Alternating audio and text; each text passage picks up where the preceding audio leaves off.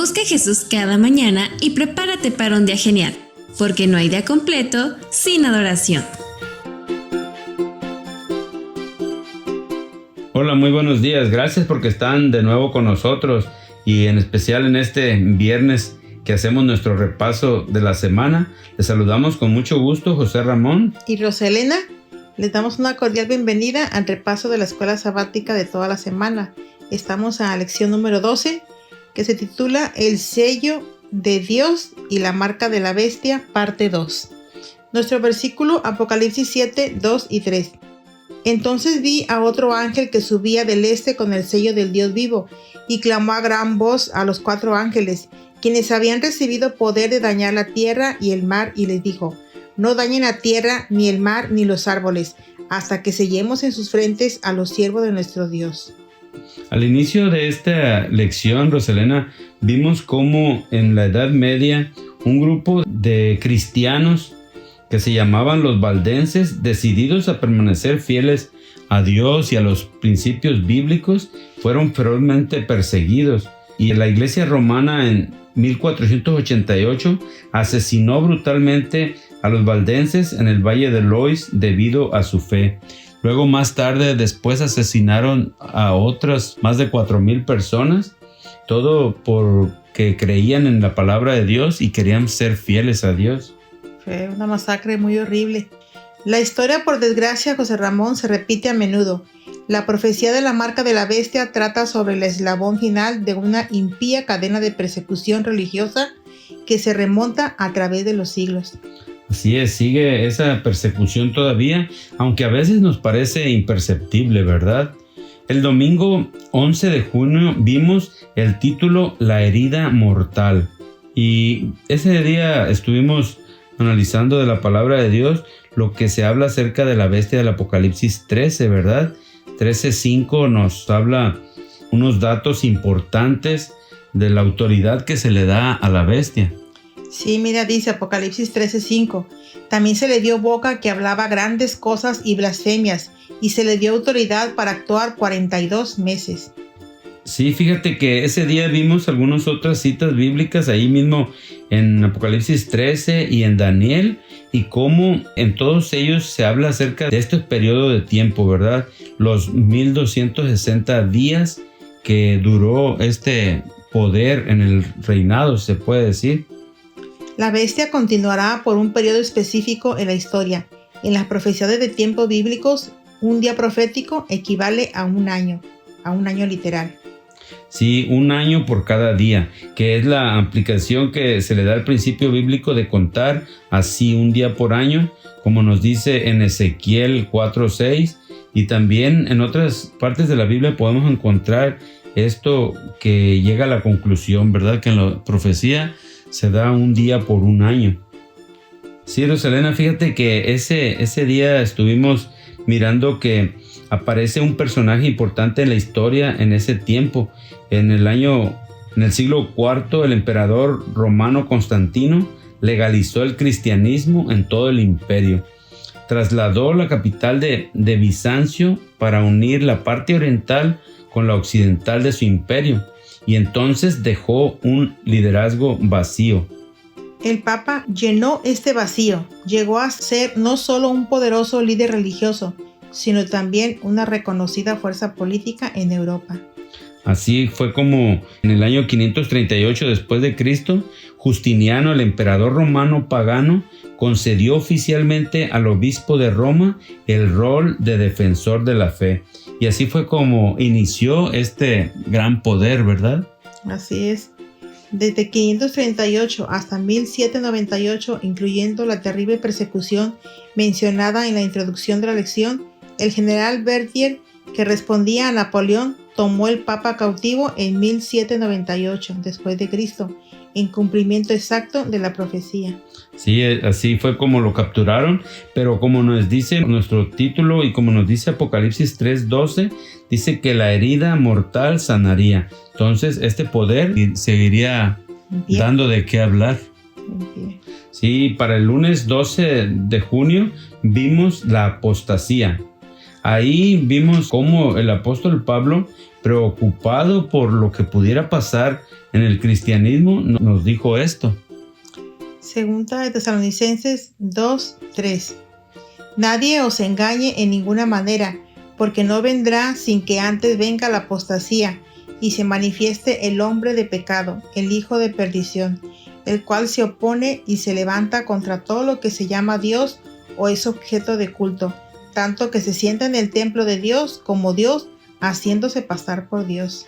Sí, fíjate, Rosalena, que el apóstol Pablo tenía esa preocupación ya desde entonces y él anunció mucho la venida de Jesús, pero dijo, esta venida de Jesús no va a venir sino que antes venga la apostasía o el hombre de pecado se manifieste, ¿verdad? Y sabemos que Satanás es el que está detrás de esta apostasía. Él es el verdadero hombre de pecado, que desea exaltarse contra todo lo que se llama Dios y se sienta en el templo de Dios. Pero el gran engañador obra mediante agentes humanos para lograr sus propósitos. Y sí, fíjate que las características identificativas que vemos en Daniel y Apocalipsis revelan que el cuerno pequeño de Daniel 7, la bestia de Apocalipsis 13 y 14, el inicuo que nos habla segunda Tesalonicenses, todos ellos representan a la misma entidad, ¿verdad? Así es, la parte del martes vimos la estrategia final de Satanás. ¿Qué estrategia va a usar al final? Y bueno, Satanás, aparte del engaño, antes usó el reprimir a las personas a la fuerza, pero últimamente usa el engaño, ¿verdad? Fíjate que aquí dice algo muy cierto. Las encuestas revelan una profunda falta de confianza en las instituciones y los gobiernos. Millones se preguntan, ¿dónde hay alguien normalmente apto para liderar el mundo? Y la pregunta que se hace todo el mundo. Sí, pero yo creo que nosotros es tiempo de que podamos ir a la Biblia, donde podamos encontrar en quién podemos confiar, ¿verdad? Y yo creo que de antemano podemos decir, en el único que podemos confiar es en Dios. También este día vimos lo que nos dice Apocalipsis 17, del 12 al 14, cómo estos poderes de la tierra le darían todo el poder a la autoridad de la bestia. Pero también nos dice algo muy importante. En estos 3 comentarios, el primer lugar dice que los poderes políticos tienen un propósito y darán su poder y autoridad a la bestia. En segundo lugar, este conglomerado del error hace guerra contra Jesús, el Cordero. Y en tercer lugar, en la última guerra de la tierra, Cristo y sus seguidores triunfan. No gana la bestia, José Ramón. Jesús gana. Así que aquí podemos ver esto, ¿verdad? Aunque estos poderes entregan todo a la bestia, los poderes y los reinos de la tierra, pero al final el Cordero dice que los vencerá. Jesús es el Cordero de Dios. Para el día miércoles 14 de junio vimos la marca de la bestia. ¿Y cuál sería esta marca? O mejor dicho, ¿dónde se pondría esta marca, Rosalena? ¿Qué nos dice Apocalipsis 14:9? Y el tercer ángel lo siguió diciendo a gran voz: si alguno adora a la bestia y a su imagen y recibe la marca en su frente o en su mano. Ahí nos dice en qué parte se pondría la marca de la bestia, ¿verdad? ¿En su frente o en su mano? Y contrastando con lo que habla la bestia y el pueblo de Dios que se menciona en Apocalipsis 12, este pueblo tendría 2 características muy importantes y distintivas, ¿verdad? Que dice que obedecen los mandamientos de Dios y tienen la fe de Jesús. Y como ya hemos visto en otras ocasiones, no es la fe en Jesús, sino la fe de Jesús. Sí, mira, José Ramón, aquí está muy claro. Un grupo adora a la bestia y el otro guarda los mandamientos de Dios. Que como vimos también más adelante, este mandamiento incluye también el cuarto, ¿verdad? Que nos habla acerca del reposo del sábado. Y ese en realidad es el contraste que existe, ¿verdad? También pudimos ver esta semana que cómo la marca de la bestia, cómo se pone y cómo se diferencia del sello de Dios. Y es que el sello es diferente porque cuando Dios sella a su pueblo, estas personas pues son voluntariamente aceptan ese sello de Dios. En la parte del jueves, José Ramón, vimos la prueba del sábado. Y aquí es donde podemos ver ese sello de Dios, donde se va a encontrar el sello de Dios, ¿verdad? Y como veíamos el día de ayer, hablando acerca de los mandamientos de Dios, el cuarto que nos leíste, ¿recuerdas, Rosalena? Ahí se encontraba el sello de Dios, como estas características bien importantes que vimos en Éxodo 20 del 8 al 11, ¿nos pudieras leer estos elementos que contiene ese sello? Sí, José Ramón. El cuarto mandamiento, José Ramón, contiene estos 3 elementos de un sello auténtico. En primer lugar, el nombre del dueño del sello, el Señor tu Dios, como lo vemos en Éxodo 20:10. En segundo lugar, el título del dueño del sello, el Señor que hizo, como lo vemos en Éxodo 20:11, o el Creador. Y en tercer lugar, el territorio de propietario del sello, el cielo y la tierra y el mar, y todo lo que contienen, como lo vemos en Éxodo 20:11.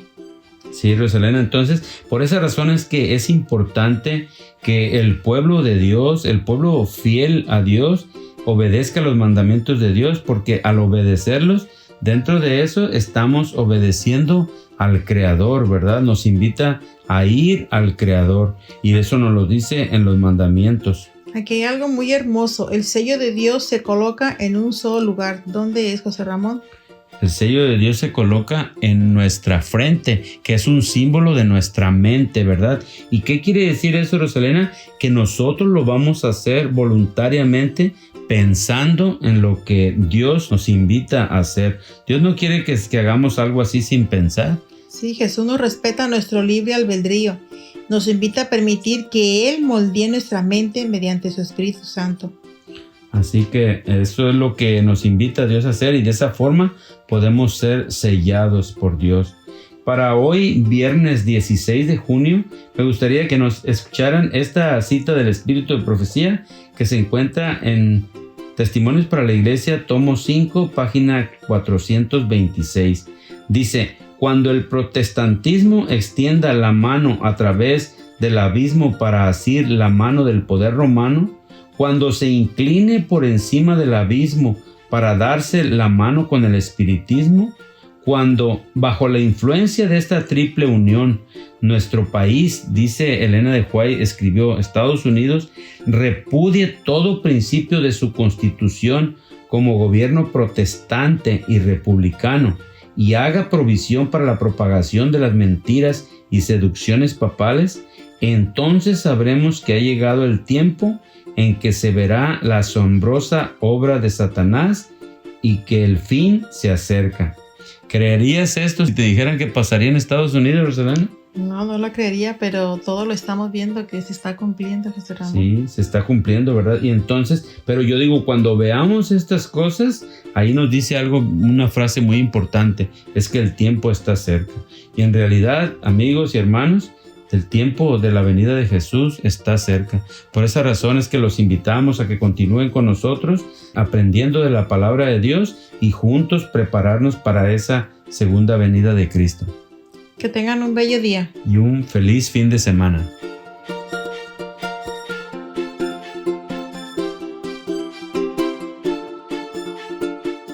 Te invitamos a que compartas la lección de Escuela Sabática en tus redes sociales, porque no hay día completo sin adoración.